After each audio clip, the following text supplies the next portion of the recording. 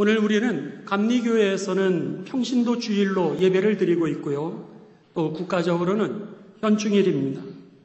오늘 우리가 자유민주주의 국가에 이르기까지 그 많은 믿음의 선배들, 또 우리 군인들, 그리고 경찰들, 그리고 많은 우리의 선배들이 나라와 자유와 민주주의를 위해서 피를 흘려 그들이 헌신한 가운데 우리들에게 오늘 이 자리에 자유민주주의 국가를 우리가 이룰 수 있었다라고 하는 겁니다. 그동안 그들이 흘렸던 땀과 그 헌신들을 여러분 기억하면서 특별히 군인 가족들, 또 경찰 가족들, 또 목숨을 바쳐 나라를 지키신 그 선열들을 기억하면서 감사하시고 또 이 축복된 나라를 우리가 자손들에게 잘 물려주는 복의 근원이 되시기를 주님의 이름으로 축원합니다. 또한 현충일은 여러분 우리의 나라만이 아니라 우리의 영적으로도 오늘 우리들이 이 자리에 믿음을 가지기까지 우리들이 그냥 이 복음을 값싸게 받은 것이 아니라고 하는 겁니다. 믿음의 선배들이 희생을 하였고 그들의 헌신을 통하여서 오늘 이 자리까지 우리들에게 복음이 들어왔음을 기억하시면서 믿음의 선배들의 그 헌신에 감사하시고 또 우리들을 통하여서 다음 세대에 참 좋은 믿음의 유산을 물려주는 저와 여러분이 되시기를 주님의 이름으로 축원합니다. 시편 46편 오늘 말씀은 여러분들이 표제를 보듯이 맨 위에 이제 이 시편 46편은 어떤 시인가라고 하는 것을 우리들에게 그 제목으로 가르쳐주고 있습니다. 여러분 한번 성경을 보시기 바랍니다. 1절 맨 위에 제목이 나와 있습니다. 고라 자손의 시다 그랬습니다. 여기에 고라 자손이라고 하는 것은 출애굽 당시 모세에게 반역하여서 하나님의 징계를 받았다가 이제 다윗 왕 시절에 그들이 성가대의 지휘자를 맡고 또 성가대원으로 헌신했던 그런 가족들입니다. 그들이 이제 불렀던 찬송이다라고 하는 그런 뜻이죠. 그 다음에 인도자를 따라 알라못에 맞춘 노래다 그랬습니다. 여기에 알라못이라고 하는 것은 히브리어로 많은 여인들의 연합 합창을 의미하고요. 또 하나는 소프라노의 고음이라고 하는 뜻을 가지고 있습니다. 그러니까는 오늘 본문 말씀의 핵심 1절입니다. 하나님은 우리의 피난처시요 힘이시니 환난 중에 만날 큰 도움이십니다. 라고 하는 이 하나님이 누구신가에 대한 그들의 신앙 고백을 소리를 높여서 그리고 고음으로 그리고 강하게 하나님을 찬양하라 라고 하는 그런 뜻입니다. 특별히 여기에 보시면은 여러분 시편을 읽으실 때 셀라라고 하는 그런 단어들이 나옵니다. 3절 끝에 있습니다. 3절 끝에 셀라, 그리고 7절 끝에 셀라, 11절 끝에 셀라 이렇게 되어 있습니다. 이 셀라라고 하는 단어는 이제 음악 용어입니다.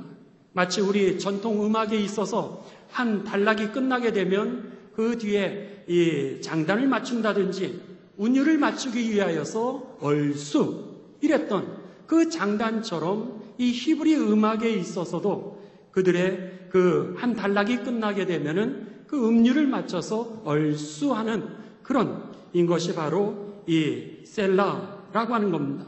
그렇기 때문에 이 시편을 우리가 읽으면서 그 셀라라고 하는 것이 나오면 그 셀라 앞에가 한 달락, 그 다음에 셀라 다음에 나오는 그 한 단락이 또 한 단락 이렇게 해서 우리들은 이 시를 갖다가 1절, 2절, 3절 이렇게 이해할 수 있다라고 하는 겁니다.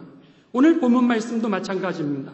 1절부터 3절까지 1절을 부른 다음에 셀라, 그리고 4절부터 7절까지 찬양을 한 다음에 셀라, 8절부터 11절까지 찬양을 한 이후에 셀라 이렇게 장단을 맞춰서 하나님께 여성들이 소프라노로 고음으로 그리고 강렬하게 하나님은 우리의 피난처 되십니다.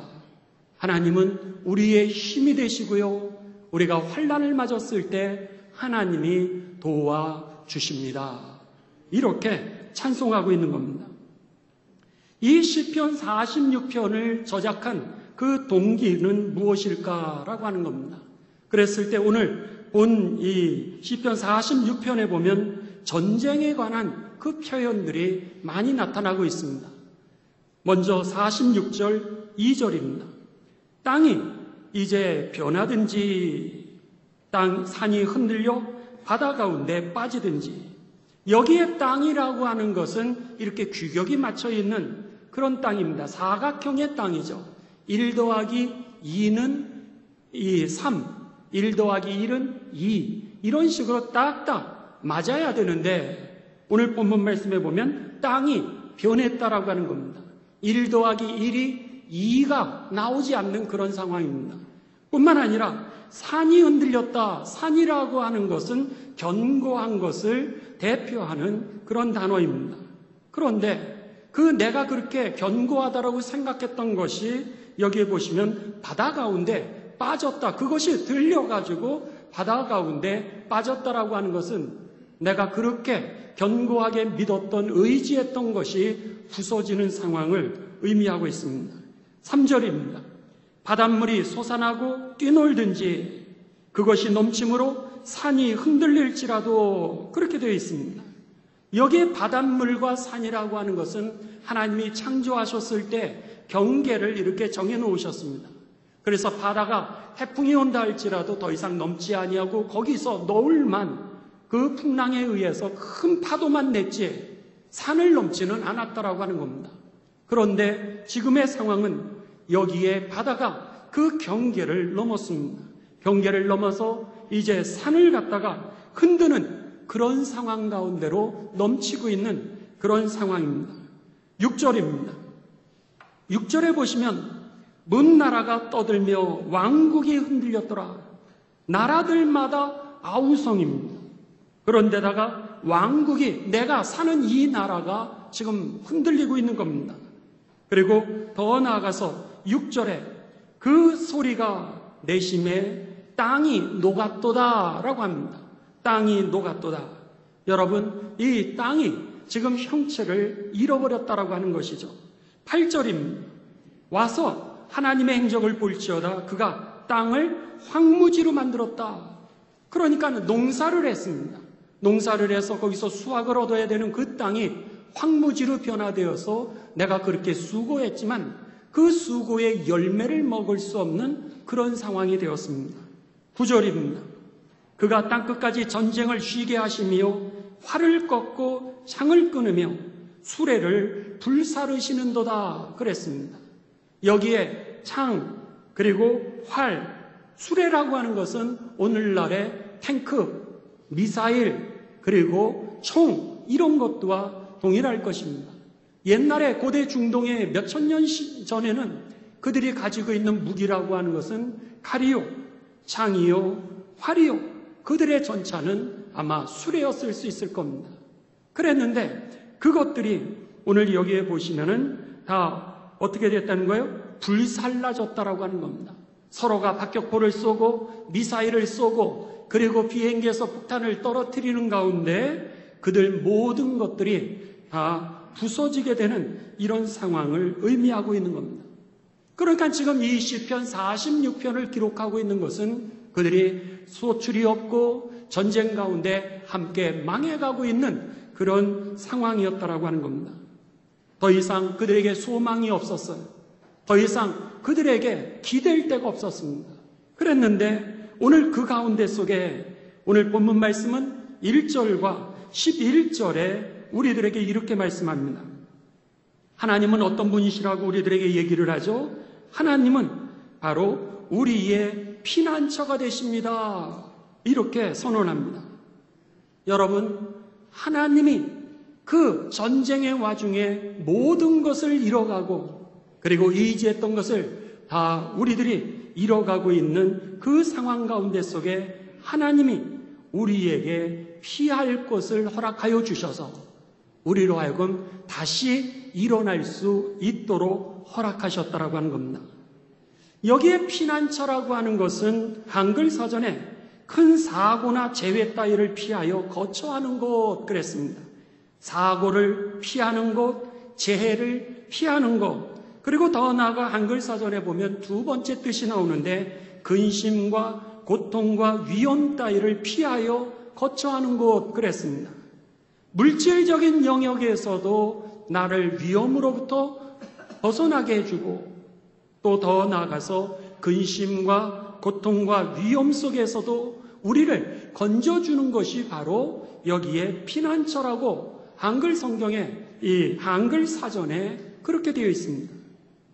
그런데 오늘 원문 히브리어에는 이렇게 되어 있습니다. 마하세라고 하는 단어가 피난처라고 하는 단어인데 그러한 뜻, 대피소, 쉘터라고 하는 그런 뜻도 가지고 있지만 두 번째 뜻은 뭐냐면 소망, 희망, 신뢰 그런 뜻이 있습니다.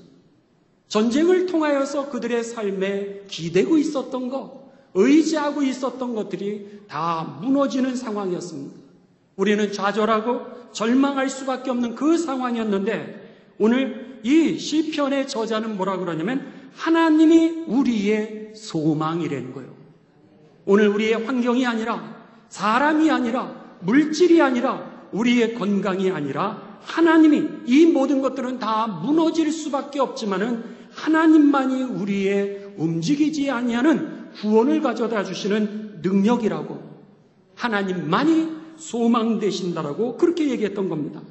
하나님만이 우리의 희망이라는 거예요.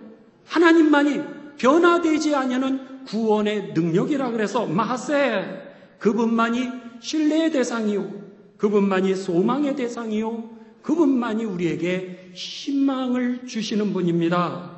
이렇게 선언하고 있는 것입니다. 여러분 오늘 우리의 의지하던 것이 무너졌습니까? 하나님이 우리를 보호하시고 우리에게 소망을 주셔서 다시 일으켜 주시는 분이라고 하는 것이 저와 여러분에게 깨달아지게 되시기를 주님의 이름으로 축원합니다. 두 번째 1절에 보시면 하나님은 우리의 힘이십니다 그랬습니다. 그런데 여기에 힘이라고 하는 것은 히브리어의 원문에는 요새라고 하는 뜻입니다. 그러니까 누구도 그 요새를 갖다가 무너뜨릴 수 없는 그런 전쟁에서 승리하게 하는 그런 요새라고 우리들에게 가르쳐주고 있는 겁니다. 그런데 이 요새라고 하는 것은요, 여러분 성경에 뭐라고 되어 있냐면 물리적인 힘이라든지 영적인 힘, 그 모든 것의 능력을 공급하는 그런 이 원천을 이 오늘 본문 말씀 힘이라는 단어로 사용하고 있는 겁니다. 여러분의 건강을 여러분이 유지하기 어렵습니다. 건강을 잃기를 원하는 사람이 어디 있습니까? 그런데도 우리가 건강을 내가 원하는 대로 유지하지 못하는 것은 우리가 연약한 존재이기 때문입니다. 하나님께서 우리의 건강을 붙들어 주실 때 우리가 여러분 일생 건강하게 살아가게 될 줄을 믿습니다. 그런 거예요. 물리적인 영역도 우리가 가지고 있는 재물도 마찬가지입니다. 재물도 하나님이 지켜주셔야 되는 겁니다. 오늘 사업을 하시는 분들 이 코로나로 인하여 어떤 사업은 이 코로나가 오자마자 얼마나 어려움을 당하고 있는지 모릅니다. 어떤 분은 예기치도 못했는데 이 코로나로 인하여 부흥하는 기업도 있습니다. 모든 기업들이 여러분 다 잘 되기를 원하고 열심히 노력을 하는데 그것도 내 뜻대로 되지 않는 것을 우리들은 경험하고 있다고 하는 겁니다. 물질적인 영역조차도 그 물질의 영역이 내 마음대로 되지 않는 것은 내가 물질의 영역의 주인이 아니기 때문인 것입니다. 그 영역조차도 건강의 영역, 우리의 사업의 영역, 우리의 가정의 영역, 또 우리의 자녀의 영역조차도 하나님 손에 달려 있음을 여러분 기억하시면서 하나님의 힘을 공급받을 때 우리의 가정, 우리의 기업, 우리들의 건강이 유지되고 그리고 축복됨을 누리게 된다는 것이 들려지게 되실 주님의 이름으로 축원합니다. 뿐만 아니라 본질적인 영역도 마찬가지라고 하는 겁니다. 예를 들어서 인격적인 영역을 우리들이 한번 생각해 보십시오. 내가 그렇게 인내하려고 해도 내 힘으로 인내가 되어지는 것이 아닙니다. 내가 그렇게 사랑하려고 그래도 내 힘으로 사랑할 수 있는 것이 아닙니다. 처음에는 사랑하지만은 여러분 나중에는 미움으로 바뀌기도 하고, 처음에는 인내하지만 나중에 견디지 못하는 적도 얼마나 많은지 모릅니다. 그것이 오늘 하나님의 힘이라고 하는 겁니다. 인내조차도 오늘 인격적인 능력도 하나님의 장중에 있기 때문에 저와 여러분이 하나님 안에 있을 때 사랑할 수 있게 되고요, 하나님 안에 있을 때 위로할 수 있게 되고요, 하나님 안에 있을 때 인내하고 용서할 수 있게 되는 것이죠. 사회성도 마찬가지입니다. 여러분, 사회적인 관계성조차도 하나님이 우리를 붙들어 주시지 아니하면 우리가 그 관계성을 유지하기 어렵다라고 하는 겁니다. 처음에는 우리들이 서로가 잘해주게 됩니다. 서로 잘해주지만은 나중에 내가 잘해줬는데도 불구하고 그가 이제 그 잘해준 대가를 제대로 응답하지 못하게 되면 우리는 은혜를 모르는 사람이다. 그래서는 그 관계를 끊는 적도 얼마나 많은지 모릅니다. 처음에는 정말 선한 마음으로 우리가 도와주게 됩니다. 그런데 조금 있으면 그 마음이 그가 은혜를 모르는 사람이야, 이렇게 생각이 되어지면은요, 더 이상 우리는 다른 사람에게 내 것을 나눠주지 않게 된다라고 하는 거죠. 인간관계조차도 여러분의 인내와 우리의 계산으로 되어지지 않는 영역이라고 하는 겁니다. 그런데 그 힘을 누가 주시느냐? 끝까지 변함없이 사랑할 수 있는 능력, 끝까지 희생할 수 있는 능력, 끝까지 나눌 수 있는 능력도 하나님이 주시는 것이라는 거예요. 그뿐 아니라 정치적인 영역의 그 능력도 하나님의 힘에 통하여서 주어지게 된다고 하는 겁니다. 정권을 잡지만 여러분, 유혹을 물리치기가 어렵습니다. 나에게 유혹이 다가왔을 때 누구든지 그 유혹에 넘어지게 되어서 우리가 불의를 행하게 되는 것이죠. 끝까지 내가 양심을 지키고 끝까지 정의의 길을 걸어갈 수 있는 능력은 내게 있었던 것이 아니라 하나님이 내 생각을 붙드시고 유혹을 물리치시는 능력을 주시고 나에게 정의를 행할 수 있는 용기를 주셨을 때에 비로소 정치적인 여러분 힘을 우리가 가질 수 있게 된다고 하는 겁니다. 지금 오늘 이 시편 46편의 그 저자는 그것을 이야기하는 겁니다. 하나님이 우리의 소망이 되시는 피난처 되실 뿐만 아니라 하나님이 나를 다시 일어나게 하는 그런 힘의 원천인 것입니다. 이렇게 고백하고 있고요. 그 다음에 마지막으로 환난 날에 만날 큰 도움이시라 그럽니다. 큰 도움이시라. 그 도움이라고 하는 단어는 서포터라고 하는 그런 단어입니다. 그러니까 끝까지 나를 믿고 그리고 나를 밀어주시는 분이라는 거예요. 사람은 절대로 끝까지 믿지 않습니다. 끝까지 나에게 이득이 되지 않는다 그러면은 그를 갖다가 지지해 주지 않는 것이 우리들의 인생인데, 오늘 하나님은 우리가 성공할 때도, 우리가 실패할 때도, 우리가 건강할 때도, 우리가 병들 때도, 우리가 부자가 돼도, 우리가 가난하게 된다 할지라도 끝까지 나를 믿어주시는 분이시고요.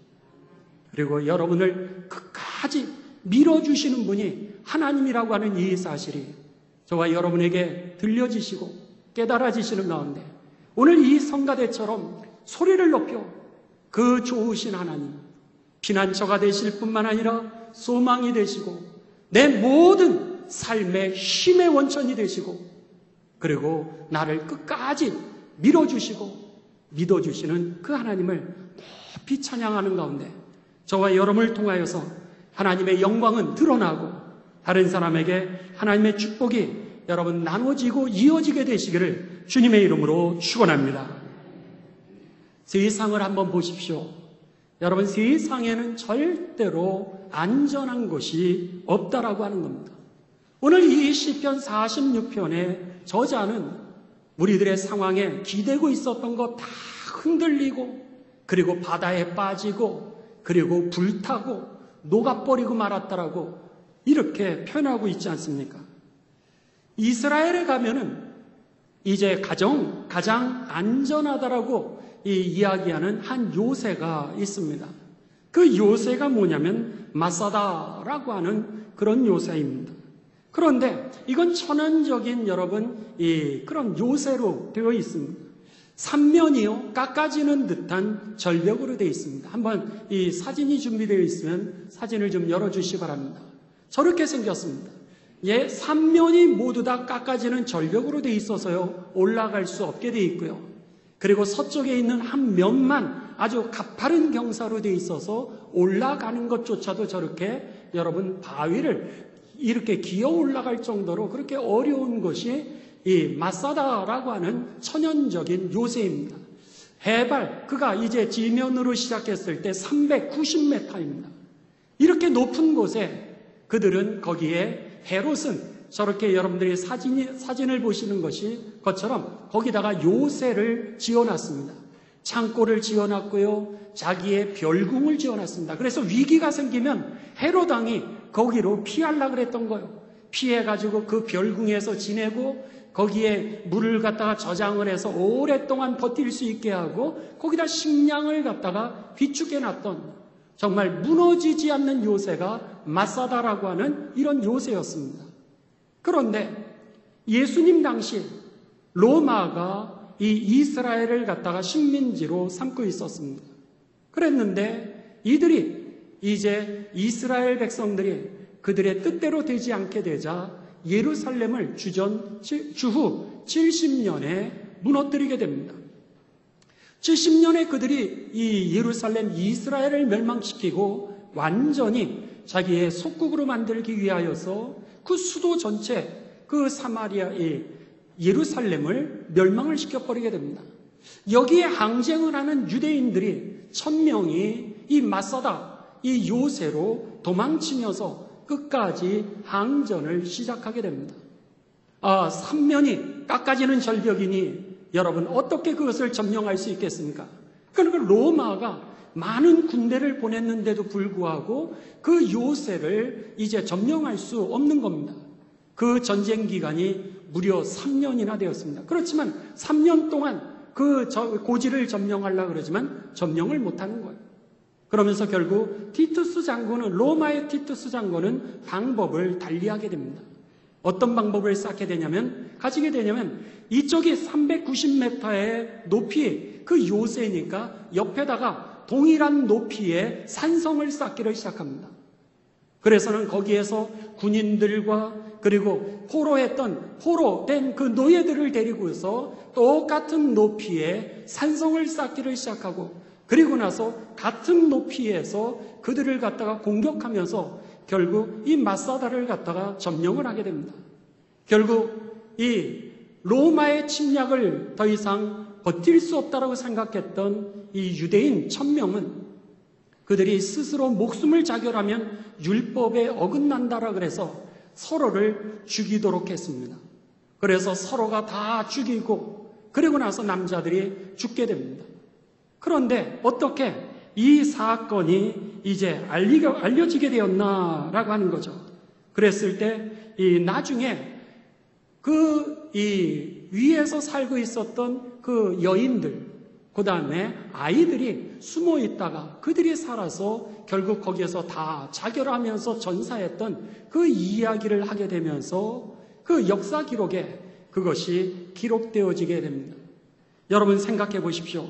오늘 인간이 세웠던 그런 천하무적의 요새라고 생각했던 그 요새 자체도요. 오늘 하나님이 보호해 주시지 않으면 무너질 수밖에 없는 게 세상이라고 하는 겁니다. 우리는 때로는 무기를 가지고 있으면 전쟁에서 이길 거라 그렇게 생각하는 적도 있습니다. 그런데요, 그렇지 않습니다. 인간이 가지고 있는 무기도요, 하나님께서 도와주시지 않으면 반대로 그 무기가 나를 죽이는 도구가 된다라고 하는 겁니다. 2차 대전 당시 노르망디 상륙작전으로 인해서 독일군이 전세가 불리해지기를 시작했습니다. 그렇게 되자 독일군이 그 전세를 만회하기 위하여서 쓰면 안 되는 화학전을 그들이 계획하게 됩니다. 그동안 몰래 만들었던 독가스를 연합군을 향하여서 뿌려서 저들을 타격하려고 하는 준비를 몰래 시행하게 됩니다. 그들이 그동안 자신들의 데이터를 가지고서 바람이 어느 날이면 어느 방향으로 불 것인가에 대해서 그들은 연구해왔던 그 데이터에 따라서 D-Day를 잡게 됩니다.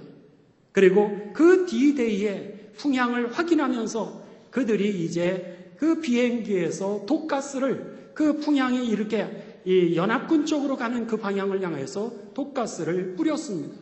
그런데 비행기에서 뿌렸던 그 독가스가요, 밑으로 내려오면서 풍향이 그냥 바뀌고 말았습니다. 그래가지고 연합군을 갖다가 치명타를 주기 위해 했던 그 독가스가 이 독일군에게 반대로 불게 되면서 독일군에게 치명타를 주는 독이 되고 말았다라고 하는 겁니다. 여러분, 그렇습니다. 우리를 보호하고 그리고 내가 의지하고 있었던 그 무기조차도 하나님께서 도와주시지 않으시면, 하나님이 보호하지 않으시면, 하나님이 주관하지 않으신다면 그것이 나의 독이 되어 죽음으로 이끄는 것이 얼마나 많은지 모릅니다. 우리들의 돈이 그렇지 않습니까? 여러분, 요즘 세상에서 만몬주의로 돈이 있으면 최고야, 뭐든지 다 해. 맞습니다. 돈이 있으면 뭐든지 할 수 있습니다. 그런데 그 돈으로 인하여 깨지는 가정이 얼마나 많습니까? 그 돈 때문에 죽는 가정이 얼마나 많습니까? 그 돈 때문에 피비린내 나는 싸움이 얼마나 많습니까? 하나님께서요, 그 돈도 축복하셔야 누릴 수 있게 되는 것이지, 오늘 그 돈도 우리들에게 죽음의 도구가 될 수 있다라고 하는 것이죠. 오늘 본문에서 이 시편 46편의 기자는 그렇게 얘기를 하는 겁니다. 우리가 그렇게 의지했던 땅이었다는 거예요. 견고하다고 생각했던 산이었다는 거예요. 우리들이 그렇게 가지고 있었던 무기, 활과 창과 마차를 우리는 가지고 있었다는 거예요. 그런데 그것이 다 쉐이킹, 흔들리기를 시작했다는 거예요. 그리고 내가 의지하던 것이 다 바다로 이제 던져지고 말았고, 그 모든 것들이 녹아버리고만이 돌아보니 나의 삶의 소망은 물질이나 사람이나 환경이 아니라 바로 하나님 한 분이셨다는 거예요. 그 좌절 속에서 죽을 수밖에 없었고, 그 절망에서 괴로워 잠을 이룰 수 없었고 병들 수밖에 없었던 우리들의 삶이 누구를 통하여서 다시 살아날 수 있게 됐다는 거예요. 하나님의 은혜를 통해서, 하나님이 나를 붙들어 주심으로 인해서, 끝까지 아내도 믿지 않았고 남편도 믿어주지 않았고 누구도 나를 믿어주지 않았는데 하나님이 나를 믿어주심으로 인하여 내가 다시 재기할 수 있었다는 거예요. 그렇기 때문에 오늘 우리들이 정말로 소리를 높여서 찬송해야 되는 것은 하나님, 그 소망이 되시는 그 하나님, 힘이 되시는 하나님, 그리고 우리의 도움이 되시는 그 하나님을 찬양하라고 오늘 시편 46편의 기자는 우리들에게 말씀하고 있는 것입니다. 여러분, 저와 여러분의 믿음이 그런 믿음이 되시기를 주님의 이름으로 축원합니다. 오늘 본문 말씀은 바로 그런 말씀이었던 겁니다. 오늘 본문 말씀의 역사적인 배경은 열왕기하 18장, 19장입니다. 이제 아수르라고 하는 그 당시에 그 세계를 제패하고 있었던 나라가 남하 정책을 하게 되면서 이스라엘을 공격하게 됩니다. 그 당시의 왕은 히스기야 왕이었습니다. 그랬는데 그 아수르의 그 왕과 그 장군과 그들의 지도자들이 뭐라 그랬냐면, 너희들 항복하려는 거예요. 여지껏 우리를 갖다가 이겼던 신은 없다는 거예요. 우리의 무기, 우리의 군사력을 통하여서 모든 나라가 다 굴복했으니 너희도 우리한테 항복하라고, 절대로 너희가 믿는 신이 하나님이 너희들을 구원할 수 없다라고 그렇게 이제 이야기를 했습니다. 그 이야기를 들으면서 히스기야 왕은 하나님 앞에 옷을 찢으면서 기도합니다. 하나님, 하나님의 이름을 망령되이 일컫는 저들을 향하여서 하나님께서 이제 이 전쟁에서 우리에게 승리를 달라고 그렇게 기도를 하게 됩니다. 그런데요, 놀라운 사건이 일어나게 됩니다. 어느 날 새벽이 됩니다. 어느 날 새벽이 되었는데, 이 아수르라고 하는 제국의 대국이 데리고 왔었던 18만 5천 명의 그 대군이 하룻밤 사이에 모두 다 송장으로 변해버리고 맙니다. 그냥 몰살을 하고 만 겁니다. 왕이 보니까, 장군이 보니까 그 군인들이 18만 5천 명이나 되는 그 숫자가 하룻밤에 다 죽었거든요. 그러니 더 이상 전쟁을 할 수 없게 된 겁니다. 그래서 할 수 없이 그들이 자기의 본국 아수르로 돌아가게 됩니다. 그런데 아수르로 돌아갔는데 놀랍게도요, 자기에게 기다렸던 것은 그들의 아들들이었습니다. 아들들이요, 아버지가 돌아와서 힘이 없는 모습을 보면서 아버지를 살해하게 됩니다. 왕권을 찬탈하기 위해서 아버지를 살해하게 되는 거예요. 아버지의 계획은 지금 자기의 나라로 돌아가서 다시 대군을 이끌고 이스라엘을 갖다 점령하기 위해서 나라로 돌아갔는데, 그 아들들이 아버지를 갖다 배신하면서 아버지를 살해하면서요, 놀랍게도 이 이스라엘과의 전쟁이 하룻밤에 그냥 끝나고 말게 됩니다. 할렐루야. 전쟁이 끝날 것을 상상이나 하겠습니까? 어떻게 그 전쟁을 이길 수가 있겠습니까? 불가능하죠. 근데 하나님이 하시니까 그 전쟁도 한 방에 멈추었다라고 하는 것이죠. 그런데다가 이 전쟁을 일으켰던 그 아수르의 왕은 여러분 그 자리에서 이 가족의 그 살해를 통하여서 결국은 더 이상 일어나지 못하게 되었다라고 하는 겁니다. 그 사건에 대하여서 역사의 아버지라고 불리웠던 헤로도터스, 그러니까 주전 484년부터 425년에 그 아수르 나라의 역사를 기록했던 그 역사가입니다.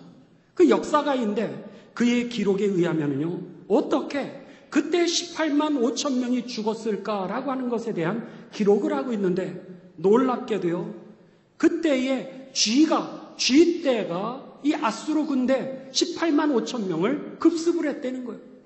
그렇게 되면서 쥐떼가 급습을 하였는데 결국 그들에게 역병이 일어나게 된 것이죠. 지금으로 얘기하면 패스트, 코로나와 동일한 것과 같습니다. 놀랍게도 그 쥐떼가 어디서 왔는지 모르지만은 그 쥐들의 습격을 통하여 역병이 생기게 되었고, 그 역병으로 인하여서 그 18만 5천 명이 죽을 수밖에 없었다라고 그 나라의 역사가가 기록하고 있다라고 하는 겁니다. 얼마나 놀라운 일입니까? 우리들의 생각으로는 상상할 수 없는 방법이었는데 하나님께서요, 여러분 전쟁을 그치게 만드셨고 그 땅을 보호해 주시고 구원하셨던 것이죠. 오늘 그 하나님을 우리들이 바라볼 수 있는 날이 되시기를 주님의 이름으로 축원합니다. 저는 여러분 오늘 말씀을 마치면서 마틴 루터, 여러분 이 종교개혁자죠. 1517년에 종교개혁을 했던 이 로마의 목회자입니다. 그 마틴 루터의 한 일화를 여러분에게 말씀을 드리면서 오늘 본문 말씀을 마치고자 합니다. 이제 마틴 루터가 그가 사제가 됩니다. 그 전에 법을 전공했다가 그리고 나서 친구들이 그 벼락을 맞고 죽는 모습을 경험하게 됩니다. 얼마나 놀랬겠습니까? 벼락을 맞는 그 모습을 바라보면서 인생이 도대체 뭔가 그렇게 회의를 가지고서 신학을 하게 됩니다. 그리고 나서 그가 목사 사제로서의 그 안수를 받게 됩니다. 그런데 그가 성경을 연구하다 보니까 그 당시에 로마가 그 천주교에서 그 면죄부를 팔고 그 면죄부를 사면은 여러분이 선행을 통하여서 구원을 얻게 됩니다. 이렇게 가르쳤던 것이 성경에 위배된다라고 하는 것을 발견하게 됩니다. 그러면서 그는 세 가지 하나님 앞에서 외치게 됩니다. 오직 믿음을 통하여서 우리가 구원을 받지 인간의 선행을 통하여서 구원을 받는 게 아닙니다. 두 번째, 오늘 우리들은 하나님의 은혜를 통하여서만 구원을 받게 됩니다. 그리고 세 번째는 우리가 성경으로 돌아갑시다. 이 운동을 하게 됩니다. 비텐베르크 성문의 95개 조항에 이 은혜로, 믿음으로, 말씀으로 돌아가자라고 하는 이 운동에 반박문을 하게 되면서 종교개혁에 불이 붙게 됩니다. 그러니 로마의 교황청이 가만히 있겠습니까? 가톨릭의 그 교황이 가만히 있지 않았죠. 그래가지고 그를 갖다가 파면을 하고 그리고 이단으로 정지하게 됩니다. 그 당시에 교황이 파면을 하고 이단으로 정지하게 되면은요, 그의 삶은 사람들이 죽여도 법적으로 이제 살인이 되지 않는 그런 시대였습니다. 그럼에도 불구하고 이 루터가 살해를 당하지 않는 거예요. 그렇게 되니까 로마 교황이 특사를 갖다가 이 루터는 독일 사람이니까 독일에 있는 황제에게 압력을 넣기 위해서 루터를 이제 처형시키라고, 국회에서 그를 처형시키라고 사신을 보내게 됩니다. 압박을 하게 됩니다. 그 와중에 루터가 얼마나 여러분 어려웠겠습니까? 그랬는데 그가요, 이제 얼마나 낙심을 했는지 어느 날 그 모습을 보면서 그의 아내가 검은 상복을 입고 나왔습니다. 루터가 아내를 보면서 깜짝 놀라 이렇게 물었습니다. 여보, 누가 죽었어? 하나님이 죽었습니다. 무슨 소리요? 하나님이 안 죽었다면 왜 당신이 그렇게 낙심하는 겁니까? 이 말을 듣자 루터가 충격을 받게 됩니다. 그렇지. 하나님이 살아계시지. 그 여지껏도 하나님이 살아계셔서 올 수 없는 길을 왔는데 내가 사람을 보고 환경을 보고 낙심했던 자신의 모습을 돌이켜서 그는 이제 종교개혁을 계속해서 행해 가기를 시작합니다. 그러던 어느 날 이 독일의 황제로부터 국회에 출석해서 당신이 그 종교개혁을 했던 그 내용을 갖다가 신문을 갖도록, 청문회를 갖도록 그렇게 요청을 당합니다. 여러분, 그 자리가 얼마나 위험한 자리입니까? 그보다 100년 전에 이제 체코에 그 종교개혁을 이뤘던 얀 후스라고 하는 사람이 있었는데 로마 캐톨릭에서 그를 갖다가 초청합니다. 당신이 종교개혁을 하려고 그러는데 우리가 한번 만나서 대화 좀 해봅시다. 그렇게 해서 초청을 했는데요. 그가 얀 후스가 그것을 따라서 믿고 그 자리에 갔는데 그 자리에서 그를 체포하고 그리고 감옥에다가 가두고 그리고는 그를 고문하다가 나중에는 부인하지 않게 되자, 철회하지 않게 되자 그를 갖다가 화형식을 거쳐서 그를 죽였습니다. 그리고 나서 100년이 지난 거예요. 그랬는데 루터에게 지금 동일한 상황이 왔습니다. 이 독일의 그 황제는 루터에게 보름수에 있는 그 국회로 출두하라 명령을 하게 되자 루터와 함께 종교개혁을 했던 그 동역자들이 그를 가지 말라고 말리게 됩니다. 그때 루터가요, 이런 유명한 이야기를 하게 됩니다. 만일 내가 가는 그 보름수 국회에 마귀의 숫자가 기왓장같이 많다 할지라도 나는 그곳에 예수 그리스도의 이름으로 가게 됩니다. 그렇게 얘기를 합니다.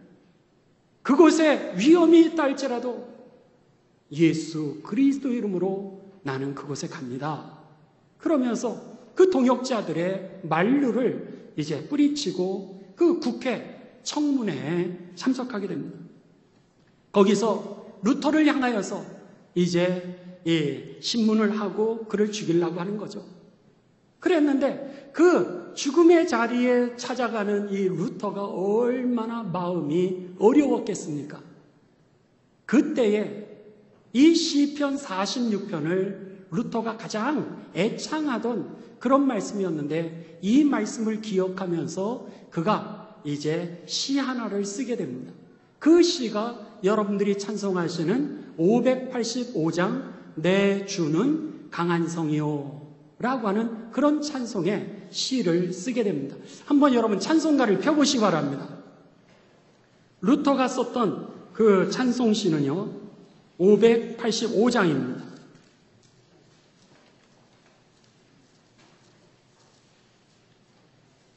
이제 루터는 여러분 그가 얼마나 마음에 두려움이 많았겠습니까? 그런데도 불구하고 오늘 본문 말씀 시편 46편을 기억하면서 내 주는 강한 성이요 1절입니다. 1절 내 주는 강한 성이요 방패와 병기 되시니 큰 환난에서 우리를 구하여 내시리로다. 옛 원수 마귀는 이때도 힘을 써 모략과 권세로 무기를 삼으니 천하에 누가 당하랴. 당할 수 없다는 거죠. 2절을 갑니다. 내 힘만 의지할 때는 패할 수밖에 없도다.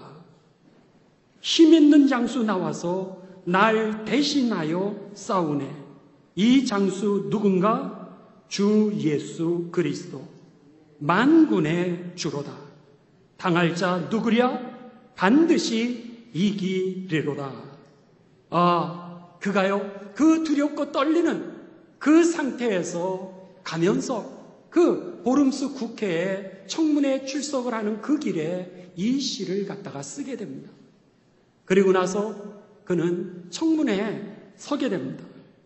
청문회에서 그가 했던 모든 것에 대하여 이제 조목조목 얘기를 하면서 당신이 이것을 철회하지 않는다면 반드시 죽으리라. 이렇게 그에게 요청을 합니다. 그때 루터가 이런 유명한 이야기를 합니다. 내 양심은 하나님께 사로잡힌 바 되었습니다. 나는 성경 말씀에 순종하고 있습니다. 양심에 역행하는 것은 안전하지도 않고 오히려 위험스러운 일입니다. 내가 사람을 두려워하여서 만일 하나님 앞에 그 양심을 갖다가 내가 저버린다면 오늘 육신뿐만 아니라 나의 영혼까지도 지옥불에 넣으실 그 하나님 앞에 더 위험한 일입니다. 그렇게 고백하고 있는 겁니다. 그리고 나서 그는 이제 그 자신이 했던 그것을 철회할 수 없음을 이야기를 하게 됩니다. 결국 그 청문회에서 황제는 그를 갖다가 죽여도 된다라고 하는 역사적인 사인을 하게 되죠. 그때 이제부터는 이 루터가 죽는 거는 시간 문제입니다. 그때 놀랍게도요 예상치도 못했던 작센의 그 선우제였던 프레드리히가 나타나가지고 그를 갖다가 숨겨주게 됩니다. 숨겨주게 되면서 놀랍게도요 그를 갖다가 이제 그전에는 라틴어 성경으로 평민들은 성경을 읽지 못하였는데 그 기간에 이 루터는 독일어로 성경을 번역하게 되면서 오늘 전 세계에 있는 사람들이 자기네 언어로, 한국 사람은 한국 사람의 언어로 성경을 읽을 수 있는 역사적인 일을 하게 되고요. 그리고 그때 그 역사적인 일을 마치면서 하나님이 하셨다라고 하는 것을 고백하면서 자신이 보름수 국회에 가다가 시를 썼던 그 찬송가 가사에 이제 완성을 3절까지 완성을 다 하게 되고 거기에 곡을 붙여서 찬송가 585장 내 주는 강한 성이요 이 찬송을 하면서 거기서 모두 다가 하나님 앞에 찬송을 올려드리게 됩니다. 할렐루야. 이것이 바로 오늘 우리들이 읽었던 성경 말씀의 내용이었고 그리고 마틴 루터의 찬송 585장 내 주는 강한 성이라고 하는 겁니다. 오늘 말씀을 마칩니다. 여러분 기억하십시오. 사람도 환경도 그 무엇도 우리들의 소망이 될 수 없다라고 하는 겁니다. 나를 구원하실 수 있는 분은 오직 하나님 한 분이시고요. 여러분을 환난과 시험과 고난과 어려움 가운데 속에서 다시 일어나게 하시고 새 출발하게 하시는 분도 하나님 한 분이십니다. 그리고 사람들은 여러분을 믿어주지 않아도 하나님은 끝까지 여러분을 신뢰하시고 끝까지 도우시는 가운데 하나님의 뜻을 이루신다는 사실을 꼭 기억하시면서 여러분 내 주는 강한 성이요 이 찬송을 하시면서 오늘 찬송하며 전진해 나아가는 가운데 이 믿음의 유산을 우리들의 가문과 자손들에게 잘 물려주셔서 우리가 자유민주주의 국가를 유지할 수 있었던 것처럼 우리의 자손의 만대에 이르기까지 이 하나님의 축복이 물려지는 그런 거룩한 가문이 되시기를 주님의 이름으로 축원합니다. 주님의 이름으로 축원합니다.